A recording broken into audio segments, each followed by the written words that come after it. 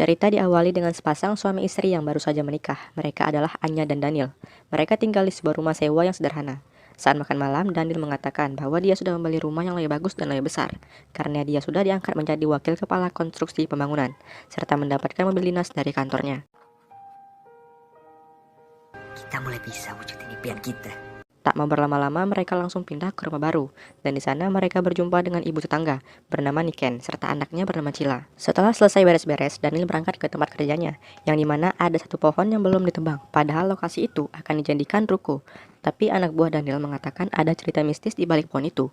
Pohon itu merupakan tempat bermain seorang anak dengan bonekanya, dan sekarang anak itu telah tewas akibat ada perampokan di rumahnya, sehingga tidak ada yang berani menebang pohon itu. Tapi Daniel tidak mau tahu, mereka harus cepatnya menebang pohon itu karena itu adalah proyek mereka. Pohon ini teh punya cerita, Pak. Sudah seperti rumah sendiri, Pak, bagi anak perempuan kecil itu. Tidak berselang lama, Daniel mendatangkan orang yang berani menebang pohonnya. Setelah semuanya telah beres, dia pun pulang ke rumah. Saat sampai di rumah, bagasi mobil Daniel pun terbuka, dan ada boneka di dalamnya. Boneka yang sama seperti yang Daniel lihat di atas pohon tadi. Namun, karena Anya menyukai boneka, dia pun mengambil dan menyimpan boneka itu di lemari bonekanya. Mereka melakukan kesalahan besar karena telah menyimpan boneka itu. Karena saat malam hari, mereka langsung diteror dengan suara-suara gelas yang pecah, serta suara pintu yang terbuka sendiri. Tapi mereka masih menganggap itu adalah tikus.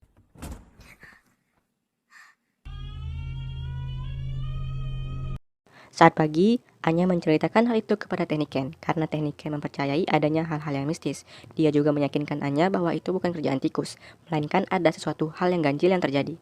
Tapi saat mereka sedang melihat rekaman CCTV, ada suara gelas pecah persis seperti kejadian tadi malam. Tanpa pikir panjang dan rasa penasaran, mereka langsung mengecek, dan ternyata benar ada tikus di rumah Anya. Mereka sekarang berada di tempat koleksi bonekanya dan Tekniken tidak sengaja melihat boneka itu. Ternyata boneka itu bernama Gawiyah, memiliki arti jahat dan mengikuti hawa nafsu.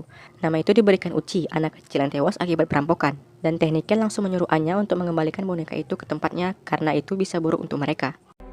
Boneka itu namanya Gawiyah. Mendingan kamu balikin boneka ini ke pohonnya, ya. Anya dan Daniel masih diteror, tapi kini mereka diteror dengan kertas yang bertuliskan ajakan bermain petak umpet. Dan secara kebetulan, Cila juga bermain petak umpet di luar rumahnya bersama Tekniken, sehingga mereka mengira Cila yang menulis kertas itu. Setelah beberapa hari, di saat Daniel tidak ada di rumah karena ada kerjaan dari kantornya, Anya melihat anak kecil di depan rumahnya dengan menggunakan jas. Anak itu bernama Uci.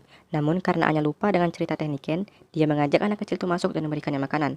Anya langsung menelpon Tekniken untuk bertanya anak ini bawanya. Namun Tekniken mengatakan anak cewek umur 5 tahun di sekitaran komplek hanya Cila, dan yang lainnya anak cowok. Saat Anya mengatakan nama dari anak itu, Tekniken langsung mengatakan itu adalah anak yang terbunuh saat ada perampokan di rumahnya. Dan seketika lampu rumahnya mati dan anak itu pun menghilang. Dan meninggal dengan kepala bolong karena tembakan. Anya mencari Uci di sekitar rumahnya menggunakan senter karena listriknya padam. Saat sampai di suatu ruangan, boneka itu telah ada di sana. Dan tidak ada siapa-siapa yang berada di sana untuk memindahkan bonekanya. Dan tiba-tiba Anya diserang oleh anak kecil itu. Tekniken yang berniat datang ke rumah Anya pun berlari karena mendengar teriakan dari Anya. Namun pintu ruangan itu terkunci.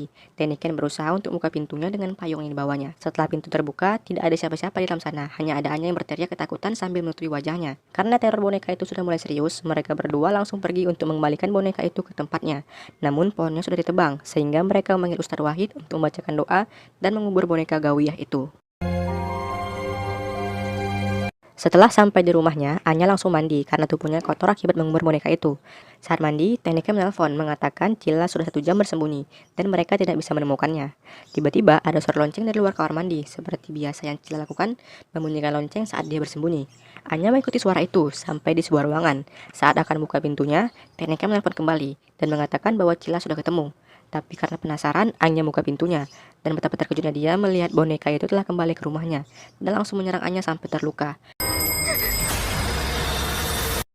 Singkat cerita, karena kejadian itu, Tekniken bercerita tentang tragedi Siliwangi, yang dimana satu keluarga tewas dirampok, dan anak yang tewas itu bernama Uci sambil memegang bonekanya. Karena hal tersebut, boneka itu sengaja diletakkan di atas pohon tempat biasanya Uci bermain, untuk menenangkan rohnya. Namun Daniel tidak mempercaya hal itu. Anya juga meyakinkan Daniel bahwa itu nyata, tapi Daniel masih belum percaya. Saat mereka sedang mengobrol, Daniel ditelepon oleh bosnya untuk datang ke proyek. Di sana telah banyak warga yang demo akibat orang yang menebang pohon itu tewas, dan semua warga takut karena diganggu oleh boneka itu. Sehingga Daniel harus bertanggung jawab mengurus masalah ini, atau tidak dia bakal dipecat dari pekerjaannya. Karena masalah ini sudah terlalu serius, Tekniken mendatangkan orang yang pernah melawan boneka itu sebelumnya, karena Ustadz Wahid tidak sanggup melawannya.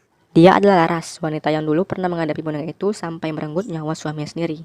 Mereka melakukan ritual pemanggilan setan untuk bisa berbicara dengan Uci. Tapi Teniken tidak boleh ada di sana karena Uci telah mencintai Teniken karena memanggil Laras ke rumahnya Anya dan Daniel. Untuk Niken, maaf, selama proses ini saya nggak mau ke... Mereka pun melakukan ritualnya dan pemanggilan dari Uci pun telah berhasil.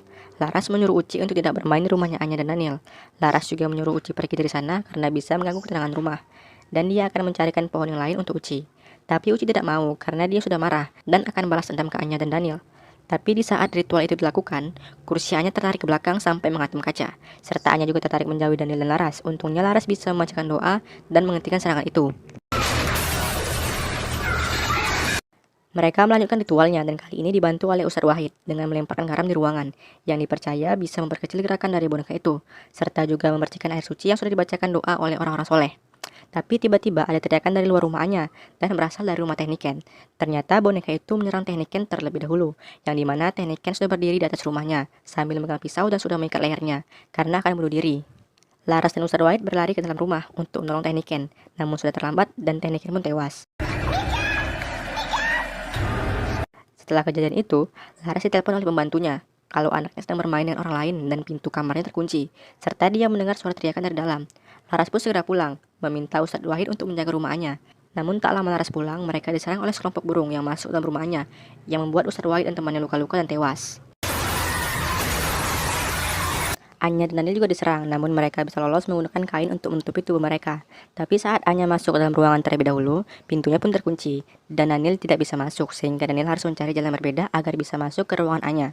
Di dalam ruangan, Anya berjumpa kembali dengan boneka itu, serta sosok Uci juga ada di sana, dan langsung menyerang Anya. Saat Daniel sampai di ruangan, dia melihat Anya seperti orang lain, dan benar saja Anya sudah dirasuki oleh roh Uci dan menyerang Daniel untuk membunuhnya. Daniel masih sempat mendorong Anya, namun ada suara tangisan dari Anya. Saat Daniel mendekat, Anya langsung menikam Daniel di perutnya menggunakan gunting. Ternyata Anya hanya berpura-pura agar Daniel bisa mendekat. Untungnya Daniel masih berhasil kabur dan menaiki ruangan yang ada di plafon.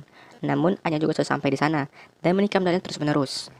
Laras pun sudah sampai kembali di rumah Anya. Dia melihat burung-burung yang menyerang, serta melihat mayat Ustadz Wahid. Laras berhasil mengusir burung-burung itu. Dia juga mendengar suara teriakan dari Daniel yang lagi ditikam oleh Anya. Sehingga Laras langsung naik ke atas dan langsung mendorong Anya menjauhi Daniel. Laras mencoba mengeluarkan roh Uci dari Anya, dibantu oleh Daniel dengan mengingat masa-masa indah pertemuan mereka. Setelah roh Uci berhasil dikeluarkan dari Anya, Laras juga mengatakan bahwa Uci tidak balas dendam ke Daniel hanya karena dia menebang pohonnya, tapi lebih dari itu, karena Daniel lah yang merampok rumah Uci dan membunuh satu keluarganya Uci. Daniel merampok karena Daniel tidak ingin membuat hidup Anya miskin dan tersisa. Ternyata rumah serta mobil yang dibeli Daniel adalah hasil rampokan dari rumahnya Uci. Karena itulah Uci merasuki Anya untuk membunuh Daniel. Daniel juga berteriak minta maaf dan akan menyerahkan dirinya ke polisi. Aku harus masuk kantor polisi. Setelah keadaan sedikit tenang, mereka turun dari sana untuk menuju kantor polisi. Tapi Daniel terkurung di dalam rumah seorang diri, dan Uci bisa merasuki tubuh Daniel. Sehingga dia menyatukan dirinya dari lantai atas, dan itu tidak dilakukan hanya sekali, tetapi 2 kali sampai Daniel pun tewas. Namun boneka itu masih belum tenang karena masih ada urusan yang belum terselesaikan. Film pun selesai. Sebenarnya film ini bagus, tapi karena ada adegan-adegan yang tidak masuk akal, sehingga membuat film ini sedikit kurang. Pesan dari film ini adalah jangan mengambil boneka yang ada di jalan sembarangan, serta jangan merampok apalagi berjudi. Syukuri apa yang ada hari ini. Terima kasih telah menonton. Jangan lupa tekan tombol like dan subscribe. Aktifkan juga tombol loncengnya. Share ke teman-teman kalian semua. Aku pergi dulu. Bye-bye, geng.